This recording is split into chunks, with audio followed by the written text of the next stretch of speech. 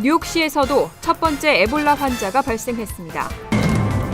시민참여센터가 팰리세이즈팍 위안부 기린비의 설립 4주년을 맞아 강연회를 개최했습니다. 1984년에 설립된 민권센터가 올해로 30주년을 맞아 기념행사를 가졌습니다. 오바마 행정부가 이민개혁 행정명령에 대한 최종안이 아직 확정되지 않았다고 밝혔습니다. 맨하탄이 한인들의 새로운 정착지로 급부상하고 있습니다. 이상은 이 시각 주요 뉴스입니다.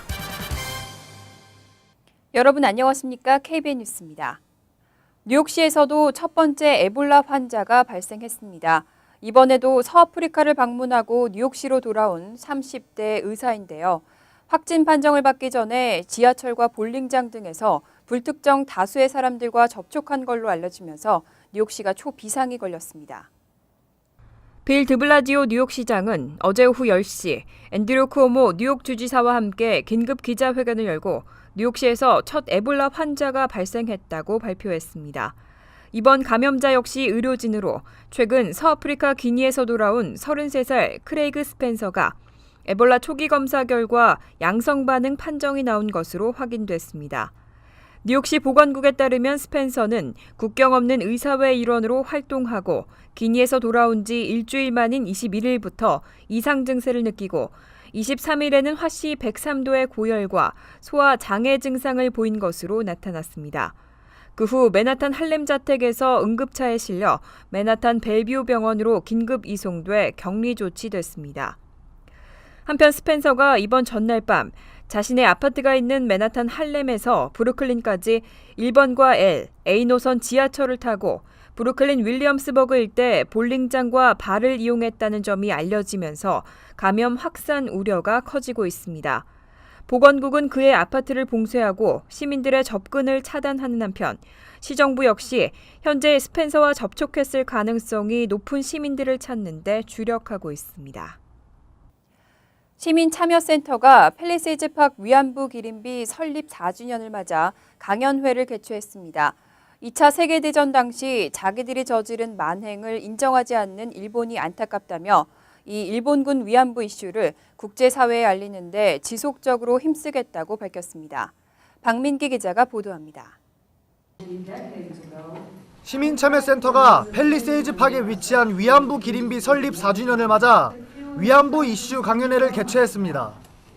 그동안 일본군 위안부 결의안, 피해자 할머니 미국 초청 행사 등 일본군 위안부 문제를 국제사회에 알리기 위해 꾸준한 활동을 펼쳐온 시민참여센터는 세계대전 당시 자신들의 만행을 인정하지 않는 일본 정부에 문제가 있다며 이제는 국제사회의 힘이 필요할 때라고 강조했습니다.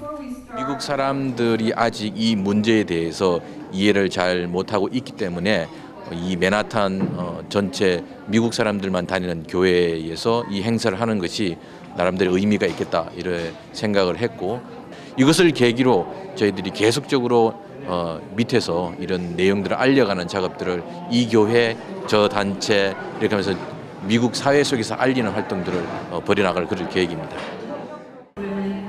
강연회장 한편에서는 위안부 관련 사업에 항상 힘을 보태준 스티브 카발로가 당시 위안부 피해자 할머니들의 상황을 적나라하게 보여주는 자신의 작품들을 전시해 방문객들의 이해를 도왔습니다. 강연회에 참석한 서옥자 전 워싱턴 정신대 대책협의회 회장은 아직까지 미국 주류 사회는 위안부 문제에 대해 정확히 이해하지 못하고 있는 것이 현실이라며 국제사회도 전쟁 당시 일본의 행동을 알아야 할 권리가 있다고 밝혔습니다.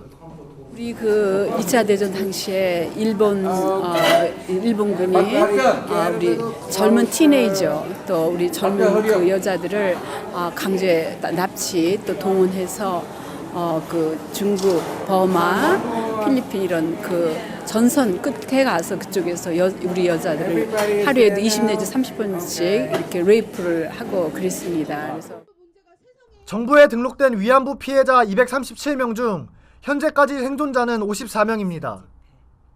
대부분이 90대 고령의 할머니지만 아직도 위안부 얘기가 나오면 눈시울이 붉어집니다. 피해자들의 소망은 오직 하나, 위안부에 대한 진실이 밝혀지고 일본 정부의 합당한 사죄를 받은 뒤 눈을 감는 것입니다. 일본군 위안부 문제는 이미 지나간 과거가 아니라 잊혀져선 안 될 역사입니다. KBN 뉴스 박민기입니다. 이민자 권익 옹호와 정치력 신장을 위해 땀 흘리고 있는 커뮤니티 단체죠. 1984년에 설립된 민권센터가 올해로 30주년을 맞았습니다. 어제 저녁 뉴욕 플러싱에서 열린 기념 행사에 금홍기 기자가 다녀왔습니다. 지난 30년 동안 한인 사회와 이민자 권익 옹호를 위해 힘쓰고 있는 민권센터. 한인과 이민자 커뮤니티의 정치력 신장뿐만 아니라 한인 사회 문화를 발전시키고 미국 사회에 소개하는 역할에도 앞장서고 있습니다. 민권센터는 설립 30주년을 맞아 기념 행사를 열고 그동안의 발자취를 되돌아보는 시간을 가졌습니다. 합수 윤한봉 민권센터 설립자를 소개하는 부인 신소아 씨는 미국으로 건너와 이민자들의 목소리를 대변하다 생을 마감한 남편을 회상하며 설립대의 초심을 잃지 말아주기를 당부했습니다. 민권센터는 앞으로도 연방의회에서 처리가 미뤄지고 있는 포괄적 이민개혁 법안의 조속한 통과를 위해 노력해 나갈 계획입니다. 또 다음 달 중간선거 이후 예상되는 버락 오바마 대통령의 이민개혁 행정명령이 이민자들의 목소리가 제대로 반영돼 이루어질 수 있도록 지속적인 활동을 전개하고 있습니다. 예, 저희가 이민개혁 일을 계속 하고 있고요. 한 10년 동안 하다가 지금도 계속 꾸준히 하고 있고, 그리고 이제 지금부터 몇 년 동안 저희가 유권자 권리에 대한 일을 많이 할 것입니다. 기념 행사에서는 커뮤니티에 대한 봉사와 이민자 권익을 위해 헌신한 사람들을 선정해 사회정의 구현상을 수상하는 시간도 가졌습니다. 올해 사회정의 구현상은 엘리세오 메디나 서비스 부분 국제노조 이민 라티노 시민참여분과위원장과 민권센터의 재정적 지원을 아끼지 않은 캐피탈 원 뱅크에 각각 수여됐습니다. KBN 뉴스 금원기입니다. 얼마 전 이민 당국이 약 500만 개의 워크퍼밋 등을 추가로 준비하고 있는 것으로 알려지면서 오바마 행정부가 이민개혁의 실무 준비에 착수했다는 보도가 쏟아졌습니다. 여기에 백악관이 아직 구체적인 내용조차 결정되지 않았다면서 진화에 나섰습니다. 백악관은 오바마 대통령이 11월 중간선거 이후 발동을 약속한 이민개혁 행정명령의 구체적인 내용이 결정되지 않았다며 이민당국의 아이디 발주는 통상적인 업무 차원이라고 해명했습니다. 하지만 백악관은 이민당국이 행정명령을 앞두고 실무 준비에 착수했는지에 대해서는 구체적인 언급을 회피해 사실상 준비 작업에 돌입한 것으로 보인다는 관측에 무게가 실리고 있습니다.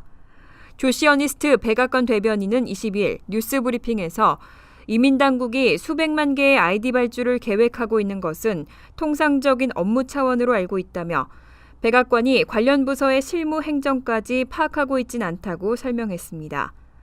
이어 오바마 대통령이 이민개혁 행정명령을 발동하기까지 아직도 결정해야 할 사안들이 많이 남아있다며 행정명령의 구체적인 내용이 최종 확정되지 않았다고 덧붙였습니다. 또 행정명령의 최종안을 공개할 준비가 되면 발표하겠다며 확정되지 않은 내용에 대한 섣부른 가정과 추측을 하지 말아달라고 당부했습니다. 플러싱 지역 주민들이 겪는 일상생활의 어려움 중 언어 장벽이 가장 큰 문제인 것으로 나타났습니다. 주민들이 제기한 민원 가운데 80%가 언어 지원이 필요한 경우였습니다. 플러싱의 지역구인 론킴 뉴욕주 하원 의원이 23일 의정활동 보고서를 발표했습니다. 이에 따르면 취임 후 지난 22개월 동안 플러싱 지역구 사무실을 통해 접수된 민원은 총 17,687건이었는데 이 중 80%가 언어 지원이 필요했던 것으로 집계됐습니다. 민원 가운데 주택 문제가 30%를 넘었고 다음은 주정부 난방비 지원 프로그램과 메디케이드, 메디케어 등 정부 복지 프로그램에 대한 정보와 신청 절차 문의가 많았습니다. 김 의원은 이 가운데 서민주택과 노인 아파트에 대한 문의가 가장 많았다며 지난해 전체 민원 가운데 42.66%, 올해는 현재까지 34.09%가 주택에 대한 문의였다고 설명했습니다. 또 소득세 신고에 대한 지원 문의도 꾸준하게 늘고 있다고 설명했습니다. 김 의원은 취임 직후부터 비영리기관과 공동으로 저소득층 주민들을 위한 무료 소득세 신고 지원 프로그램을 운영하고 있습니다. 이 프로그램을 통해 지난해에는 500명의 소득세 신고를 도왔고 올해는 874건을 처리했습니다. 이에 따른 주민들의 세금 환급액도 지난해엔 30여만 달러였지만 올해는 63만 9천여 달러로 증가한 것으로 나타났습니다. 내년 11월로 예정됐던 플러싱 149가 교량의 재개통 시기가 또다시 늦춰졌습니다. 벌써 4년이 넘게 차량 통행이 금지됐는데 2016년에나 공사가 마무리될 것으로 전망되고 있습니다. 뉴욕시 교통국에 따르면 내년 11월로 예정됐던 149가 교량의 개통이 2016년에 완료될 것으로 나타났습니다. 시 정부는 새로 건설할 교량의 디자인 선정 작업을 올해 마무리하고 2015년 가을쯤 시공사 계약 체결 절차가 완료될 것으로 예상하고 있습니다. 그 후 약 6개월 뒤 완공돼 교량이 최종적으로 개통될 것으로 전망하고 있습니다. 하지만 이런 교통국의 입장은 지난 6월 발표한 공사 계획과는 차이를 보이고 있습니다. 교통국은 당시 토비 스타비스키 주 상원의원, 론킴 주 하원의원 등과 비공개 회의를 하고 현재 교량 디자인이 진행 중이지만 60%까지 완성됐다며 내년 6, 7월에는 공사를 시작하고 11월에는 개통될 것이라고 밝힌 바 있습니다. 149가 교량은 지난 2010년 4월부터 공사에 돌입해 2년여 만에 완공됐습니다. 하지만 안전검사에서 부실 판정을 받아 개통 금지 조치가 취해졌고 지금까지 공사 기간을 합쳐 4년 넘게 차량 통행이 금지되고 있습니다. 이로 인한 지역 한인 상권도 큰 타격을 받고 있습니다. 이에 따라 현재 시정부는 시공사 2개 업체를 상대로 손해배상 소송을 제기해 놓은 것으로 알려졌습니다. 뉴욕의 맨하탄이 한인들의 새로운 정착지로 급부상하고 있습니다. 맨하탄 하면 젊은 사람들의 거주지로 더 선호할 것 같은데 의외로 한인 노인들의 증가율이 젊은 층을 앞섰습니다. 연방 센서스국이 발표한 아메리칸 지역사회 조사 결과 2011에서 13년도 기준 맨하탄의 한인 인구는 22,347명으로 2008년에서 10년도 총 2777명보다 7.6% 증가했습니다. 같은 기간 뉴저지 버겐 카운티는 총 57,005명, 4.8% 증가했고 퀸즈는 오히려 5.1%, 총 6922명이 줄었습니다. 뉴욕시 전체로도 0.5% 줄어든 총 99,577명인 것으로 조사됐습니다. 맨하탄 한인 인구의 증가는 젊은 층보다 65세 이상 노인들의 증가가 많았습니다. 65세 이상 한인은 무려 53.7% 늘었고 18세에서 34세 연령이 12.8%, 35세에서 64세 연령이 9.4% 증가에 그쳐 큰 격차를 보였습니다. 수적으로는 젊은 세대가 여전히 더 많지만 비율 증가 면에서는 노인층이 젊은 층을 크게 앞서고 있어 주목되고 있습니다. 반면 18세 미만의 한인 인구 증가는 우수학군이 많기로 소문난 버겐 카운티가 뉴욕 뉴저지 일원에서 유일하게 5.6% 증가세를 보였습니다.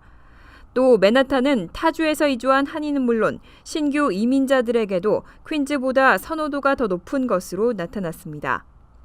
조사 시점을 기준으로 1년 이내에 타주에서 맨하탄으로 터전을 옮긴 한인 비율은 12.3% 증가하면서 퀸즈의 8.3% 증가를 앞선 것으로 조사됐습니다.